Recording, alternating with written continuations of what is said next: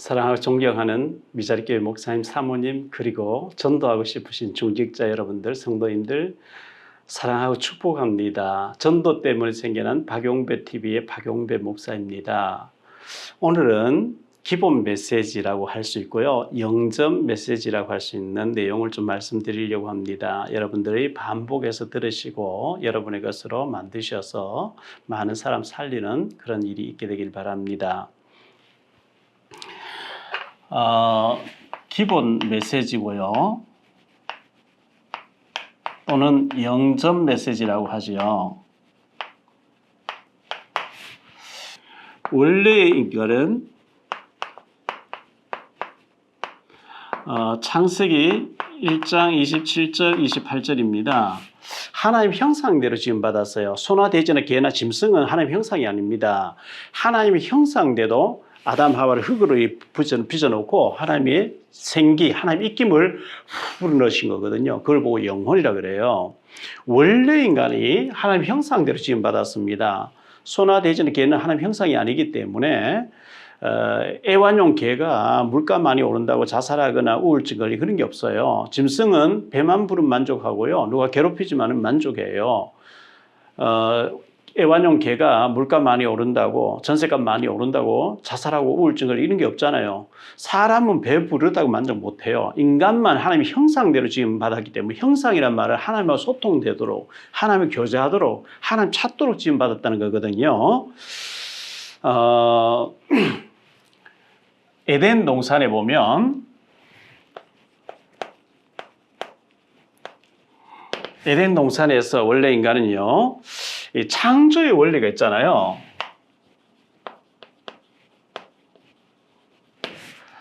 하나님께서 셋째 날에 창조의 원리 4가지인데요. 물을 만드셨어요. 셋째 날에 물을 만드시고 고기를 만들어서 물에 집어넣었어요. 고기는 물 속에서 살아야 된다. 아무리 큰 고기는 물 떠나면 죽어요. 고기가 물 속에 있으면 태평양 바다를 왔다 갔다 할 수 있는데 고기가 물을 떠나면 죽게 돼 있어요. 하나님이 셋째 날에 흙을 지으셨어요. 흙을 지으시고 거기에 나무가 채소 식물이 나게 했어요. 나무는 흙에 뿌리를 받고 살아야 돼요. 아무리 몇백 년 된 나무도 흙을 떠나면 죽어버려요. 나무는 흙에 뿌리를 받고 살아야 된다. 하나님 공중을 지으셨어요. 이 공중에서 새가 날도록 지었어요. 이 새가 공중을 벗어나면 죽게 돼 있어요. 인간은 하나님과 더불어 살도록 지음받았어요. 고기가 물 떠나면 죽지, 나무가 흙을 떠나면 죽지, 인간은 하나님 떠나면 죽어, 영이 죽어. 이게 에덴 동산에 원래 하나님 지으실 때 하나님의 창조의 원리였습니다.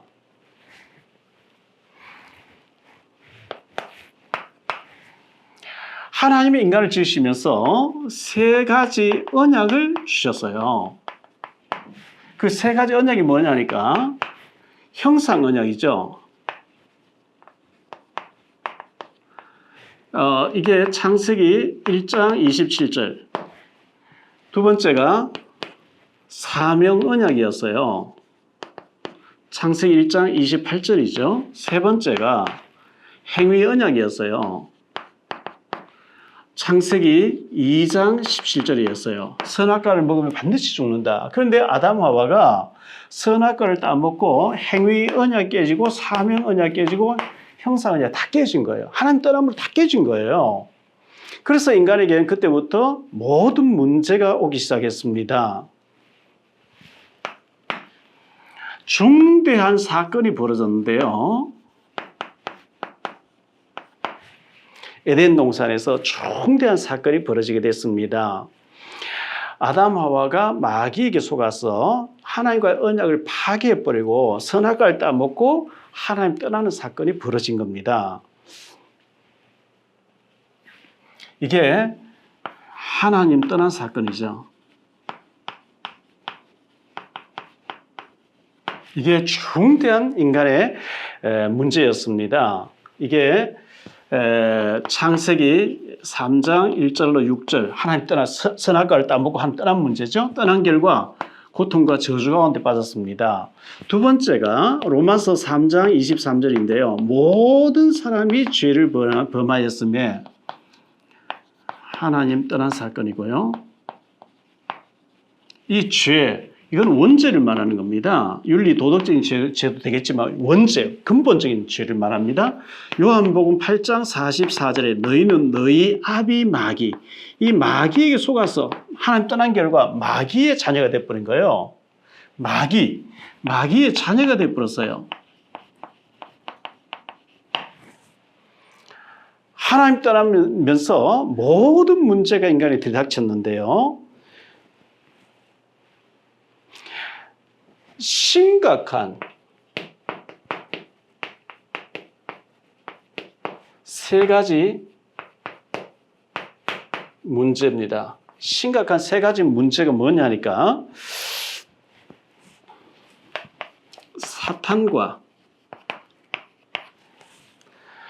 사탄과 그리고 저주와 그리고 지옥이라는 문제입니다. 한 사람도 예외가 없어요. 하나님 떠난 모든 인간은 사탄의 권세 아래에 있게 되고 온갖 저주가 들이닥치게 돼 있어요. 그리고 죽으면 지옥 가야 돼요. 한 사람도 예외가 없어요. 이 문제를 해결하려고 인간의 노력이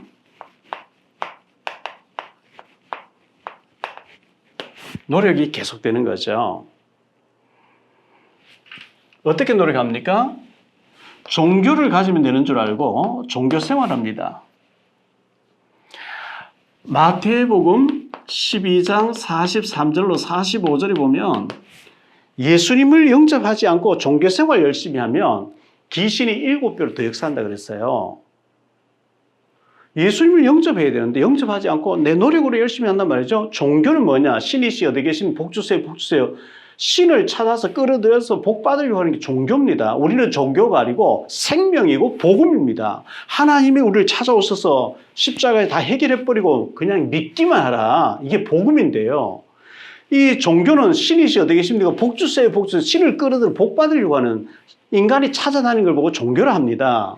이거 하면은요, 7배로 더 귀신이 더 역사한대요.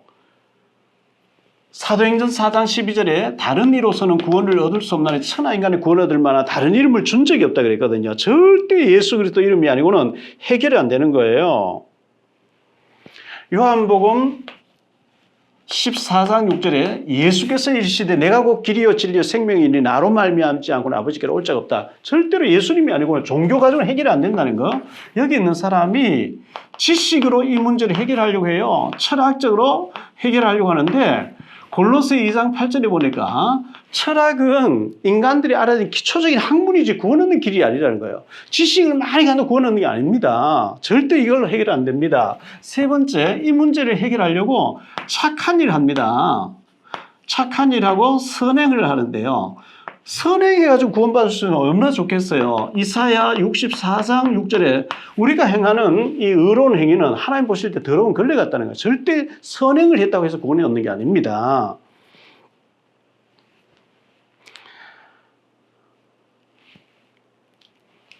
그래서 하나님께서 길을 여셨어요. 인간의 힘으로 해결 안 되기 때문에 하나님께서 길을 여셨는데요.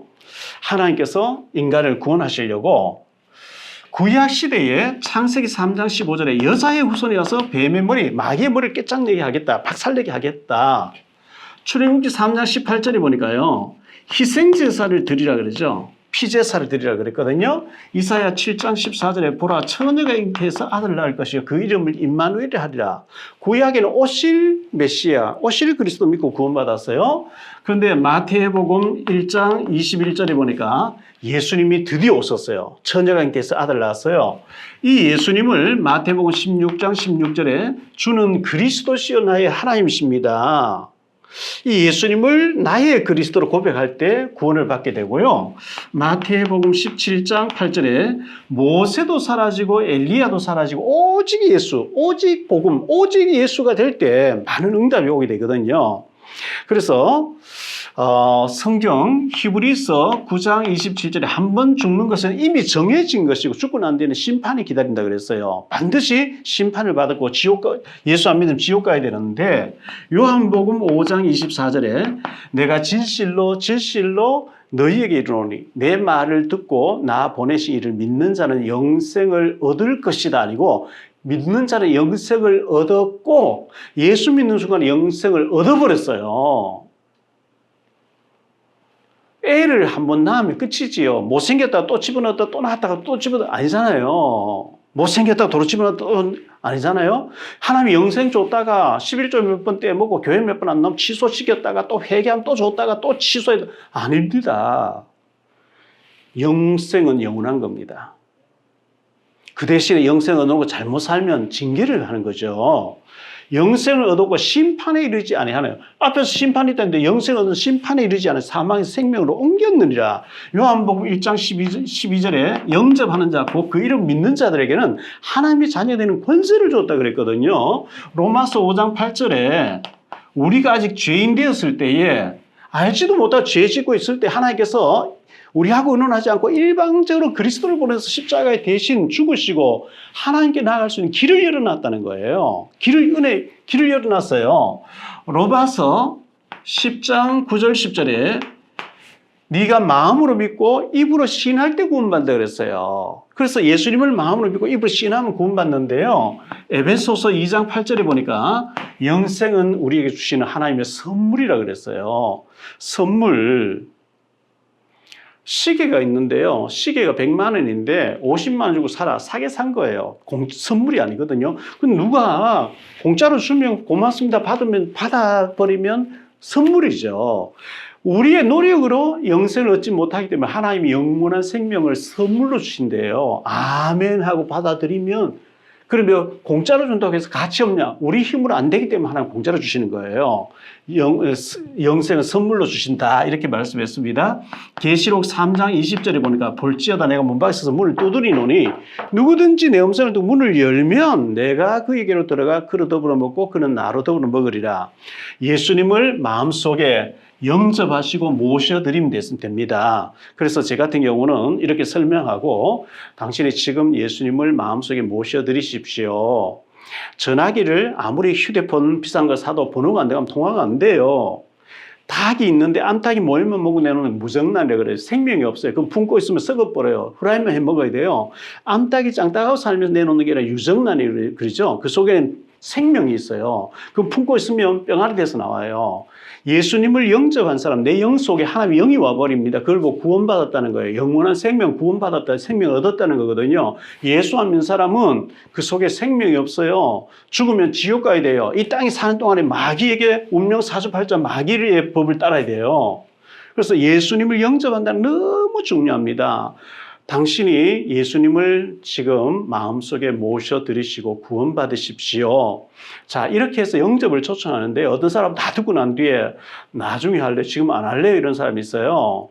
그때 잠언 27장 1절에 보니까 너는 내일 일을 자랑하지 말라. 하루 동안에 무슨 일이 일어나는지 네가 알지 못함이라 그랬거든요. 전에 삼풍백화점 무너져서 많은 사람 죽었죠. 성수대교 떨어져서 또 많은 사람 죽었죠. 무슨 사건, 사고 때문에 많이 죽습니다.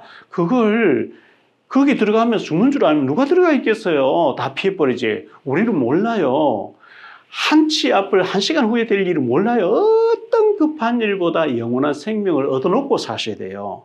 내일로 미루지 말고 오늘 영접하시고 구원받아놓고 사시라. 그래서 영접하겠다 하면 영접 기도를 따라하게 합니다. 혼자서 못하시니까요. 제가 손을 잡고 제 기도를 한번 따라하십시오 해서 영접하는데요. 하나님 아버지, 저는 죄인입니다. 어디서 와서 왜 살며 어디로 가서 어떻게 될는지 알지 못하고 오늘날까지 하나님 없이 방황하면서 운명 사주팔자 가운데서 어리석게 살아왔습니다. 이런 나를 위하여 하나님께서는 예수 그리스도를 보내주셨고 예수 그리스도께서는 나의 죄를 대신하여 십자가에 죽으시고 부활하신 것을 믿습니다. 이 시간 저의 마음의 문을 열고 예수님을 하나님 만나는 참 선지자로, 죄 문제를 해결하신 참 제사장으로, 사탄을 꺾으신 참 왕으로, 나의 그리스도로, 나의 주인으로 내 마음 속에, 내 영혼 속에, 내 인격 속에 모셔드립니다.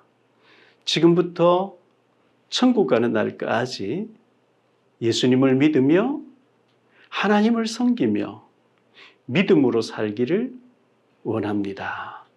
저를 죄에서, 저주에서, 지옥의 자리에서, 운명 사주팔자 가운데서 구원해 주시니 감사합니다. 주 예수 그리스도 이름으로 기도드립니다. 아멘.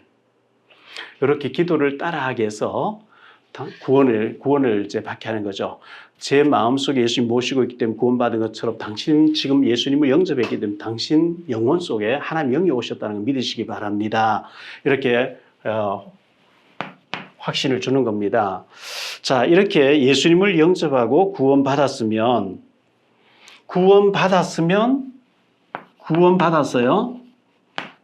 이제는 예배 잘 드려야 되겠죠. 예배 드리고 또 성경 공부도 하고요. 교회 생활을 잘 해야 되겠죠. 자, 영생 얻었는데 예배 안 드리고 기도 안 하고 헌금도 안 하고 은혜 생활 안 하면 히브리서 12장에 보면 징계란 말이 계속 나와요. 하나님은 구원받아서 지옥 못 보내니까 징계를 해요.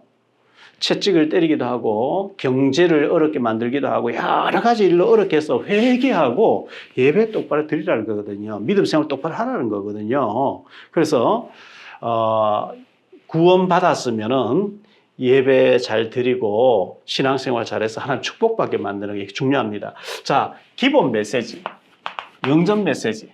원래 인간 하나님 떠나서 문제 왔어요. 그런데 하나님께서는 예수님 보내서 우리 죄를 위해 죽어주셨고 누구든지 예수님 마음속에 모시고 영접하면 구원받는다고 하는 기본 메시지를 제가 좀 전했습니다. 여기 성경 구절 몇 가지 나오는데요. 다 토시 하나 안 틀리게 외울 필요는 없습니다. 물론 외우면 좋지만요. 대충 몇 장 몇 절에 어떤 얘기.